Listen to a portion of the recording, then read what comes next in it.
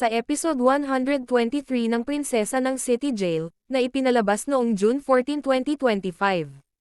Ligtas na si Princess, habang tatakas na sana sina Divina pero naabutan sila ni na Charlene, sinampal ni Raymond si Divina, at sinabing nasan ang anak ko, anong ginawa mo sa anak ko?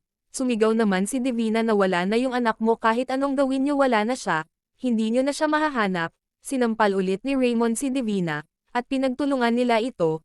Biglang nilabas ni Divina ang baril, sabay sabing papatayin ko kayong lahat lalo na ikaw Charlene, babarilan na sana ni Divina si Charlene buti na lang sinugod ito ni Raymond, pinona ni Raymond sina Charlene na umalis para mahanap nito si Princess, habang pinagtulungan naman siya ni na Divina, nakarating na din sina Mimi at ang mga pulis, sinipa ni Raymond si Divina kaya nabawi niya ang baril, dumating naman ang mga pulis at hinuli ang mga ito, habang alalang-alala naman sina Charlene sa paghahanap kay Princess. Dumating na sina Princess, nang makita ito ni Charlene niyakap niya si Princess, at sinabing kaya pala ganun na lang ang nararamdaman ko mula nang makita-kita dahil anak kita.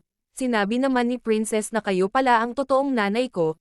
Sinabi ni Charlene na talagang pinaglayo tayo ng tadhana pero mabait parent siya, dahil kahit hindi tayo aware pinagtagpo parent tayo. Sinabi naman ni Princess na kahit noon pa puminahal ko na kayong parang totoong nanay ko, ang daming beses na wini-wish ko na sana kayo na lang po yung totoong nanay ko, pero yun po pala talaga yung totoo, hindi na po ako lalayo nanay. Dumating naman sina Raymond, at nagyakapan sila. Sinabi ni Raymond na nung naipit tayo sa guho, iba talaga yung naramdaman ko ikaw pala talaga Princess yung anak ko. Masayang umiyak si Princess sabay sabing salamat po. Binuo niyo yung pagkatao ko.